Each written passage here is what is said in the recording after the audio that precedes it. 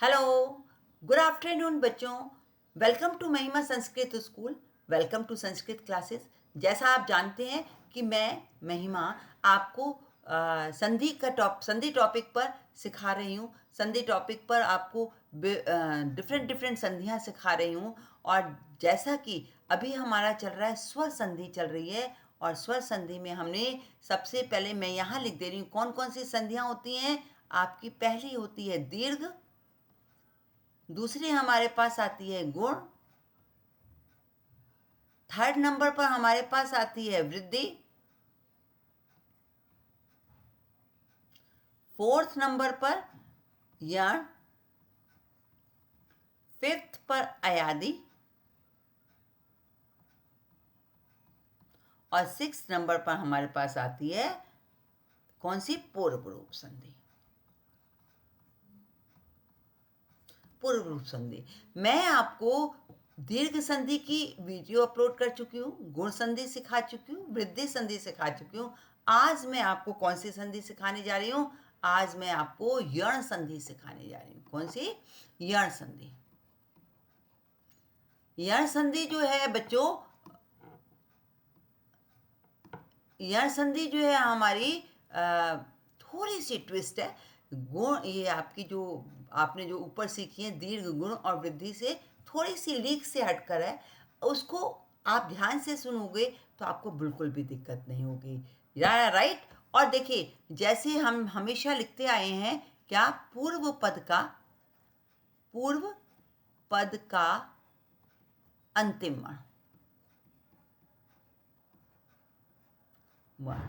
और इधर हम क्या लिख के आए हैं? उत्तर पद का प्रथम वर्ण। Okay, clear? जैसा मैं हमेशा लिखती हूँ और हर बार लिखती हूँ। और ये क्यों हम इन दोनों को लेते हैं, क्यों, वो मैं आपको पहली क्लास में जो दीर्घ संधि सिखाई थी उसमें मैं आपको समझा चुकी हूँ। राइट। तो जो पूर्व पद का अंतिम वर्ण क्या होना चाहिए? आपका अंतिम वर्ण होना चाहिए ई या बड़ी ई। राइट। और उत्तर पद क्या? और उत्तर पद की जगह मैं पहले सारे नियम लिख देती हूँ। इधर दूसरे पद में, दूसरे में क्या होना चाहिए? दूसरे नियम में ओ या बड़ा ओ होना चाहिए। तीसरे में रे या बड़ा री होना चाहिए। और फोर्थ में आपका आएगा रे। ओके, ये चार नियम है। अब ई को अगर हमारा कोई असमान स्वर है, यहाँ क्या है? यहाँ असमान स्वर, असमान स्वर है। असमान स्वर का मतलब बच्चों क्या है? असमान स्वर का मतलब है कि एक समान स्वर नहीं है। जो ई है वो पीछे ई नहीं आएगा, बाकी कोई भी स्वर आ सकता है। असमान स्वर। इसी तरीके से ओ में भी असमान स्वर, असमान स्वर। ऊ नहीं आएगा, बाकी कोई भी स्वर आ सकता है, ई भी आ सकता है। क्योंकि यहाँ पे प्रथम अंतिम वर्ण ऊ है तो उसके लिए ई असमान स्वर हो गया। इसी तरीके से ई है तो ऊ भी उसके लिए असमान स्वर हो गया। तो ये भी नियम लागू होता है। राइट। और री री को क्या हो जाता है? अभी हो जाता है वो नहीं बताया मैंने। री री जमा असमान स्वर, असमान स्वर। और रे में भी हमारा क्या है? कोई असमान स्वर, असमान स्वर। तो बच्चों, हमने अभी तक जो दीर्घ, गुण और वृद्धि सीखी है, ये पूर्व पद का अंतिम वर्ण और ये मिलकर के हमारी कोई चीज नया वर्ण बनता है। राइट। लेकिन यहाँ ऐसा नहीं होता। यहाँ पर केवल असमान स्वर तो रहेगा ही रहेगा। ई का यह हो जाएगा, ई के स्थान पर यह हो जाएगा, असमान स्वर रहेगा। ऊ के का वह हो जाएगा, असमान स्वर रहेगा। रे का र हो जाएगा, असमान स्वर रहेगा। रे का ल हो जाएगा, असमान स्वर रहेगा। क्लियर? आपको बस ई की जगह यह लगाना है, ऊ की जगह व लगाना है, री की जगह र और री की जगह ल लगाना है। और असमान स्वर रहेगा ही रहेगा, है ना फर्क? जो आपने दीर्घ, गुण और वृद्धि सीखी थी उसमें ये दोनों मिलकर के, पूर्व पद और उत्तर पद मिलकर के कोई वर्ण बने थे। लेकिन यहाँ ऐसा नहीं है। यहाँ पूर्व पद की जगह व्यंजन आ गए हैं सारे। राइट, क्लियर हुई बात? अब फर्क है ना बच्चों? अब जैसे मैं आपको एग्जाम्पल देती हूं, जैसे इति जमा उवाच, इति जमा उवाच। आप बच्चों देख रहे हैं इति जमा उवाच में आपके पास क्या आ रहा है? अब आपको यहाँ मैं फिर रफ वर्क करके दिखा रही हूँ। ई आपके पास यहाँ ई है और यहाँ पर ऊ है, यानी ऊ क्या है? ई का सेम स्वर नहीं है, असमान स्वर है, ऊ आया है। राइट, तो हमारा यह बनेगा कैसे? इधर देखो, आपके पास ई का यह बनेगा ना, और यह और असमान स्वर रहेगा, केवल ई का यह बनेगा। तो आप ये देखिए, जब हमने ई को यह बन जाएगा, केवल इसका ऊ रहेगा। क्लियर? तो ई की जगह अब पहले हम क्या करेंगे, ये ई की मात्रा जब हम इस इति में से ई की मात्रा निकालेंगे तभी तो हम यह लगाएंगे। तो इति में से हमने जब ई की मात्रा निकाल ली तो क्या बचा हमारे पास? ई और त आधा, द आधा या त स्वर रहित। राइट, अब यह लगा देंगे, है ना? ई की जगह हम क्या लगा, इस ई की जगह हमने क्या लगा दिया? यह। राइट, और इस यह जो है हमारे पास हलंत वाला है। जब हम उवाच का ये ऊ जो है, उवाच में जो ऊ है वो आपको पता है स्वर के साथ, व्यंजन के साथ लग जाता है। तो ऊ ऊ ऊ हमारा एक वचन, सॉरी, हमारा छोटा ऊ बनेगा। तो ये ऊ, इत्यु, और ऊ की जगह हमने यहाँ लगा दी मात्रा, इत्युवाच। आपका ये बन गया। थोड़ा सा घुमा हुआ है, बस आपको ध्यान देने की जरूरत है ना? अब जैसे मैं आपके समय कर रही हूँ, देवी जमा ऐक्यम, एक नंबर, है ना? पहला नंबर ये हो गया। अब मैं दूसरा नंबर कर रही हूँ, देवी जमा ऐक्यम। राइट, अब देवी जमा ऐक्यम में देखिए बच्चों, ये देवी जमा ऐक्यम में बड़ी ई है और आपके पास यहाँ पे ए यानी असमान स्वर है। तो हम क्या करेंगे, ई का क्या कर देंगे? ई का बनेगा यह, और असमान स्वर रहेगा क्योंकि ये असमान स्वर है। और ई, अब आप क्या करेंगे? दे, अब इसको आधा कर देंगे, स्वर रहित कर देंगे क्योंकि ई हमें निकालना है। और इस ई की जगह हमें क्या लगाना है? यह हलंत वाला, और पीछे से हमें क्या मिल रहा है? ए। तो देवे कम क्यम, दैविक्यम। यहाँ पर भी मैं आपको ये लिखना सिखा देती हूँ। ई का यह हो गया और ऊ तो साथ के साथ है। क्लियर? ताकि आपको बिल्कुल दिक्कत नहीं हो, सेम टू सेम आपको मिले। राइट, अब third number question, third number आपके पास नियम लेकर आती हूँ ऊ के। समझे? वधु जमा आदेश,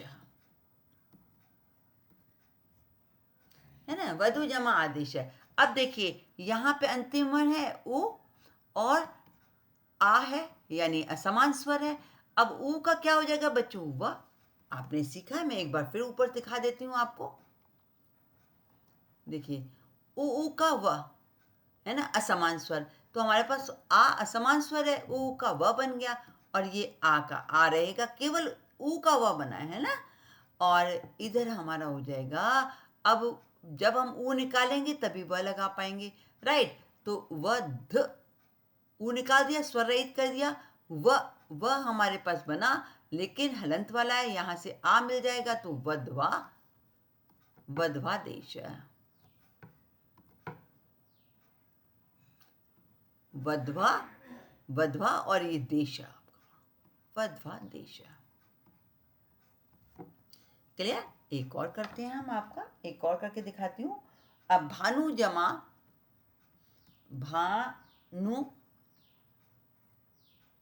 जमा ओह, वधवा देश में विसर्ग लग जाएंगे। भानु जमा ओह, ओह, है ना? अब ये देखिए आपका, अब आपको बहुत आसानी होगी। यहाँ ऊ है तो यहाँ ऊ लगाया, यहाँ पे हमारा और कोई शब्द है ही नहीं, केवल ओ है। राइट, ऊ को क्या बना? व जमा ओ, है ना? अब आप क्या कर देंगे? न ऊ निकाल देंगे तो हमारे पास क्या बचा?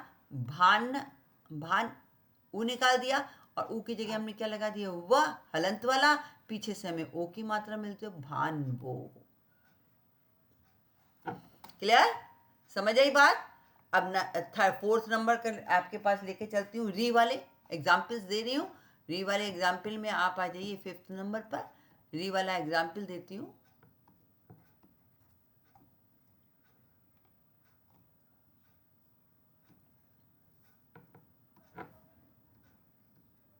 फिफ्थ नंबर का, फिफ्थ नंबर पे हमारे पास है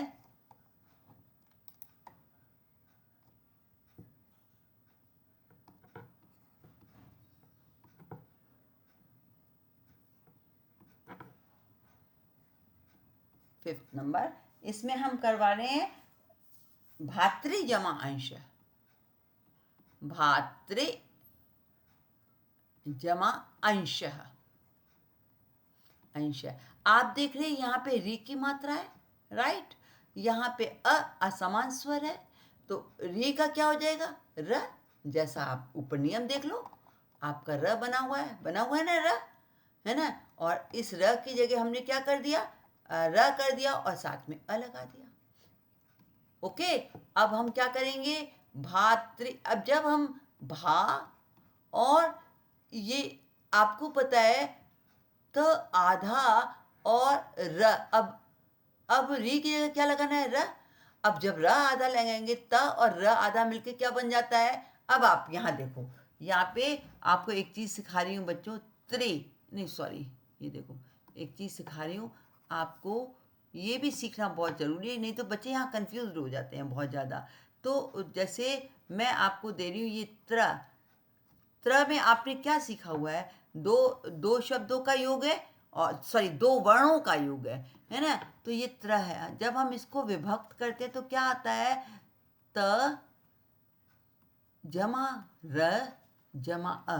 ऐसा मैं सिखा चुकी हूँ आपको, है ना।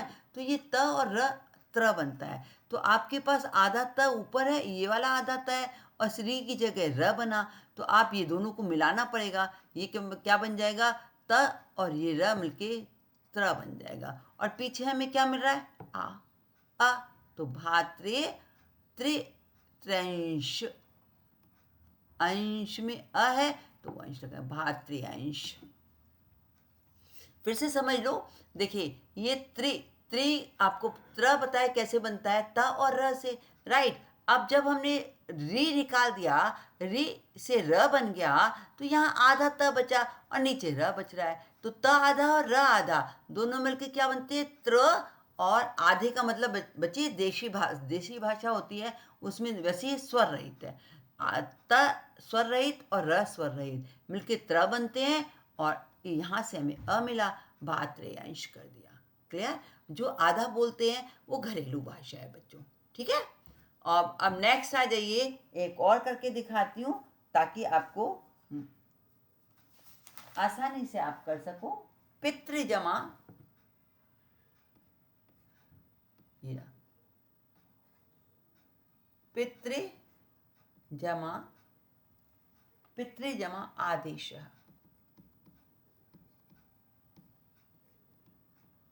पितृ जमा आदेश, देखिए यहां से री निकला, ठीक है, यहां से री निकला और यहां से री निकला और यहां पर आ है, राइट। री का क्या बना, र।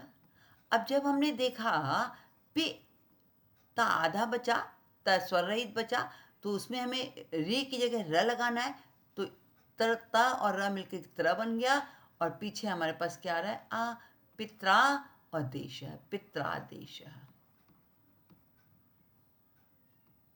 क्लियर, समझ आ रही है बच्चों बात। अब एक और हम आपको 7th नंबर पे सिखा रहे हैं ल वाला, राइट। और ल वाले में हमारे पास क्या आ रहा है बच्चों, रि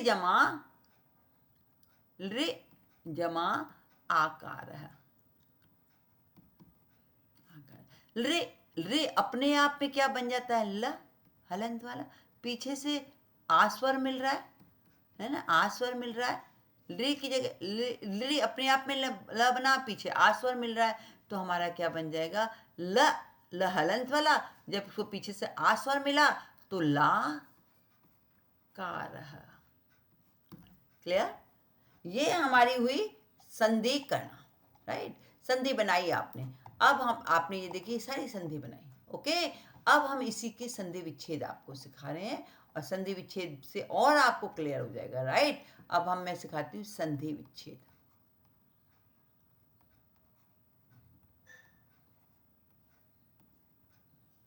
देखिए संधि विच्छेद में हम सबसे पहले वही ई का संधि विच्छेद सिखाते हैं और आपको ई की संधि विच्छेद सिखा करके सिखा रहे हैं। जैसे हम बोलते हैं, हमने बोला प्रत्येकम। अब ये देखिए नंबर 1 हम बोल रहे हैं प्रत्येकम, प्रत्येकम। देखिए बच्चों, एक आपके पास कौन कौन से स्वर बन के आ रहे हैं? आपके पास यहाँ आपके कौन कौन से स्वर बन के आ रहे हैं? आपने जो नियम सीखा, य, व, र और रे, है ना, ल। अब ये अगर स्वर बनते हैं और इन स्वर से पहले वाला स्वर जो है यह आया है, इन स्वर से पहले वाला स्वर स्वर रहित है या आधा है, तो इट मीन्स ये यण संधि का नियम हो सकता है, ये नहीं 100% है। क्यों? क्योंकि ई का य, व, र और ल ये बनते हैं और इससे पहले वाला स्वर हमेशा आधा होगा। क्यों? क्योंकि हमने ये जो य, व, र और ल बनाया वो हमने इन्हीं की मात्रा से बनाया हुआ है। इसकी मात्रा ई होगी तभी यह बना। अगर व होगी तो ऊ की मात्रा होगी, अगर र होगा तो री की मात्रा होगी, ल होगा तो रे की मात्रा होगी। अब आप ये देखिए प्रत्येक, अब आप ये देखिए कि ये त आधा है, त आधा, ये य किससे बना है हमारा? किससे बना है? ई से। तो हम यहाँ पे ई की मात्रा लगा देंगे। पहले ई की मात्रा से यहीं से तो उठाया था हमने, प्रथम वर्ण से, तो हमने ई की मात्रा लगा दी प्रति, ई की मात्रा लगा दी ना, या की जगह हमने क्या लगा दी? ई की मात्रा। अब इस या में हमने कौन सा स्वर लिया हुआ है? ए। या के साथ हमने क्या लगाया? ए हमने पीछे से उठाया था, ए का। आपने देखो बच्चों, जब आपने ये संधियां की थी, संधि बनाई थी, तब आपने देखा था, ये देखो आपने ई यहाँ से ई उठाया था, यहाँ से उठाया था, इसी ई का य बना था और पीछे वाला स्वर मिला दिया था इसी य में, ये य में ही ये स्वर मिला दिया था। तो जब हम इसे विभक्त करेंगे, अपनी पोजीशन में लाएंगे, तो आप देखो बच्चों, ये य है तो यह किससे हमने लिया था? ई से। तो जो पहले से पूर्व पद का अंतिम वर्ण था और य पे जो मात्रा लगी हुई थी वो उत्तर पद का प्रथम वर्ण था, तो जो स्वर इसका बनेगा वो इधर लगा देंगे और य के ऊपर लगी हुई मात्रा वो यहाँ लगा देंगे। प्रति जमा एक का। क्लियर? समझ आई बात, है ना? अब देखो एक करती हूँ इति जमा, दूसरे नंबर पे करती हूँ इति जमा उच्च, उच्च, इति जमा उच्च। अब ये देखो, और आपको देखो ये असमान स्वर भी देख लेना बच्चों, क्योंकि य के ऊपर असमान स्वर है, ई नहीं है। इधर भी ओ हमने संधि विच्छेद करना सिखा दिया, आपको पहले ही बता दी, कोई बात नहीं, मैं आपको एक बार करके फिर आपको दिखा दे रही हूँ फिर से। इत्यु, इत्युच्चु, इत्युच्चु, है ना? अब आप देखो यह है, यह से पहले आधा वर्ण है, आधा वर्ण और पीछे हमारे पास ऊ की मात्रा है, राइट? तो यह की जगह क्या आ जाएगा पहले स्टार्ट में? और असमान स्वर भी है, ई नहीं है, ये भी ध्यान देना है बच्चों आपको।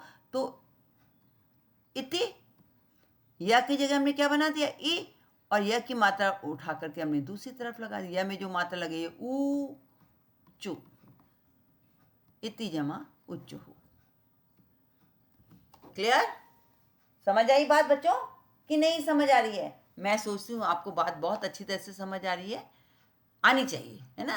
अब क्वेश्चन नंबर 3, क्वेश्चन नंबर 3 में हम करते हैं ऊ के लेते हैं ना। ऊ के हमने लिए तो हमने किया आपको वधु जमा, नहीं हम ये नहीं करते, हम भूल जाते हैं, साध्वी, साध्वीवती,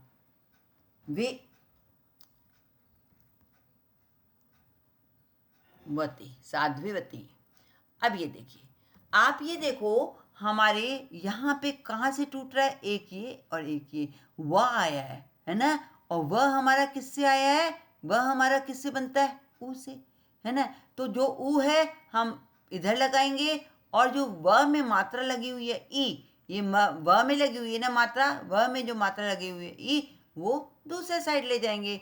तो यहाँ बन जाएगा हमारा साधु जमा, अब वह तो खत्म हो गया, इति, साधु जमा इति। क्लियर, समझ आ रही है बच्चों बात। और आगे चलते हैं, एक और सिखाती हूँ मैं आपको, करती हूँ 4th नंबर पर सिखाती हूँ ऋप्विशः। ऋप्विशः, आप ये देखिए, हाँ, आपका वह से पहले आधा वर्ण है, इसका मतलब ये यण संधि है, और व की जगह क्या लगाएंगे, उ। आपको पता है व किससे हमारा आया है, उ से, तो रिपो। और जमा व में क्या है, ई, बड़ी ई, जमा बड़े ईशा, ईशा, रिपु जमा ईशा। क्लियर, बात समझ आ रही है बच्चों, है ना। ये जैसे आपने ऊ के सीख ली, अब मैं आपको नेक्स्ट री के सिखा रही हूँ। री के हमारे पास जैसे आ रहे हैं बच्चों, हमारे पास आया री का धात्रीजम, पित्राज्ञा।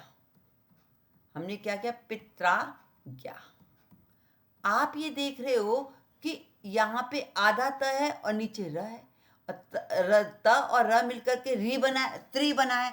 तो आपको यहाँ से विभक्त करना है, और विभक्त करके ये र जो है वो किस में हम बदल देंगे, री में। तो ये हो जाएगा पितृ, र किस में बदल गया, री में, और जो इसकी मात्रा है वो पीछे चली जाएगी, पितृ जमा आज्ञा। क्लियर, समझ आ रही है बच्चों। और आ जाइए आगे 6 नंबर पर करते हैं।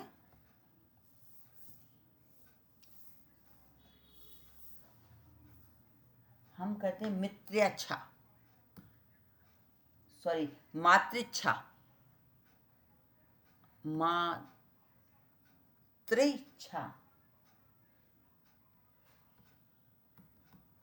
मातृच्छा।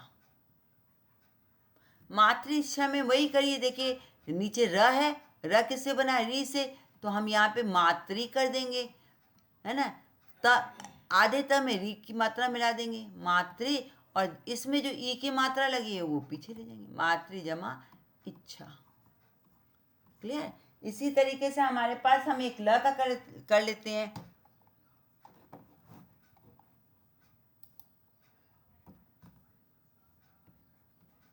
ल का लाकृति, लाकृति।